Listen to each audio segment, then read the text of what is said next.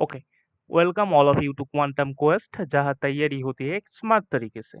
तो हम लोग इसी वीडियो में एक डिस्कस करेंगे क्वेश्चन सीएसआर नेट जून 2011 का। ठीक है, तो देखो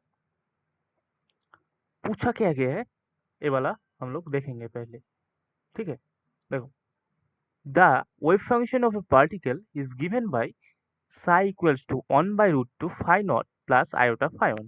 ये वाला एक लीनियर कॉम्बिनेशन ऑफ स्टेट है। ठीक है, where phi naught and phi on are the normalized eigenfunction with energies E naught and E1 corresponding to the ground state and the first excited state respectively। ठीक है, corresponding energy बोला गया है, phi naught का corresponding energy है E naught and phi on का corresponding energy है E1। इसमें देखो E naught बोला गया है ग्राउंड स्टेट का एनर्जी एंड ई ऑन बोला गया है फास्ट एक्साइटेड स्टेट का एनर्जी। ठीक है, पूछा क्या गया है, ये एक इंपॉर्टेंट चीज है। पूछा गया है the expectation value of Hamiltonian. ठीक है, इससे रिलेटेड बहुत सारा क्वेश्चन है, सीएसआर का, गेट का, जेस्ट का, जैम का। ठीक है, तो हम लोग ये वाला अच्छे से डिस्कस करेंगे। ठीक है, देखो पूछा गया है एक्सपेक्टेशन वैल्यूज ऑफ हैमिल्टोनियन, इसका मतलब क्या, एवरेज वैल्यू ऑफ एनर्जी। देखो ये वाला पहले मैं लिखता हूँ। ठीक है, एवरेज वैल्यूज ऑफ एनर्जी मतलब क्या, प्रोबाबिलिटी इनटू वैल्यू। पहले लिखता हूँ, प्रोबाबिलिटी इनटू वैल्यू। इसका मतलब क्या होता है, मैं समझाता हूँ। देखो देखो अच्छे से देखो, ये वाला इंपॉर्टेंट चीज है, अच्छे से देखो। ई नॉट जो है ना, ग्राउंड स्टेट का एनर्जी पहले लिख दो, वैल्यू ये वाला है वैल्यू। ठीक है, प्रोबेबिलिटी है ई नॉट का पाए जाने का, प्रोबेबिलिटी है पी ऑन, लिख दिया। सिमिलरली सेकेंड स्टेट में जो P2 है उसका करस्पॉन्डिंग एनर्जी है ई ऑन। ठीक है, ऐसे ही हम लोग लिख सकते हैं, कैसे बोलेंगे, P on is the probability corresponding to energy eigenvalue E naught. Similarly, P2 is the probability corresponding energy eigenvalue E on। ठीक है ना। देखो इस बार देखो एफ वेव फंक्शन बोला गया है, इसमें वेव फंक्शन जब भी क्वांटम में बोला जाता है, हम लोग वेव फंक्शन से सारा चीज निकल सकते हैं। सारा का मतलब सारा चीज निकल सकते हैं। देखो अभी देखो जो भी बोला गया है wave function in bracket 1/√2 phi not plus iota phi on, जो बोला गया है वो पहले लिख दो। ठीक है, लिख दिया। देखो जब भी मैं क्वांटम मैकेनिकल कोई भी चीज निकालूंगा, पहले देखना होगा इसमें नॉर्मलाइजेशन है कि नहीं है। कैसे निकलते हैं नॉर्मलाइजेशन, कांस्टेंट। देखो नॉर्मलाइजेशन कैसे निकलते हैं, जो फाई नॉट का जो कोएफिशिएंट 1/√2, इसका मॉड का स्क्वायर करना पड़ता है। मॉड का स्क्वायर करेंगे तो 1/2 आएगा, प्लस आयोटा का मॉड का स्क्वायर करेंगे तो हम लोग कॉम्प्लेक्स एनालिसिस से अच्छे से जानते हैं आयोटा का स्क्वायर मतलब कि क्या होता है, आयोटा इंटू माइनस आयोटा। ठीक है, आयोटा का स्क्वायर माइनस आयोटा माइनस पहले से था, और आयोटा का स्क्वायर हो गया। आयोटा का स्क्वायर कितना होता है, -1, माइनस पहले से है इसके मतलब +1।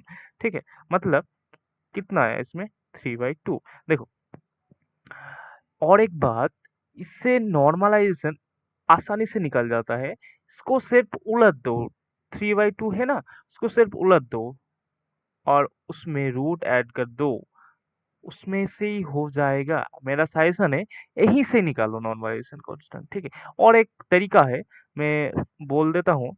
नॉर्मलाइजेशन निकालते हैं 1/√, मॉड का C1 का स्क्वायर होता है प्लस मॉड C2 का स्क्वायर, ऐसे भी निकलते हैं। तो फिर सेम आ रहा है कि देख लो।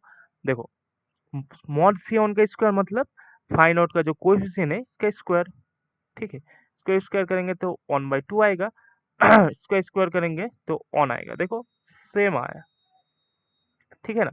देखो इस बार जो नॉर्मलाइजेशन कोएफिशिएंट जो √2/3 आया, इसका वैल्यू मैं इसमें जो वेव फंक्शन है इसमें पुट कर दूंगा। ठीक है, नॉर्मलाइजेशन करने के लिए। ठीक है, देखो तो 2/3 पुट कर दिया फाई नॉट स्टेट में, प्लस पहले से आयोटा था तो √2/3 पुट कर दिया।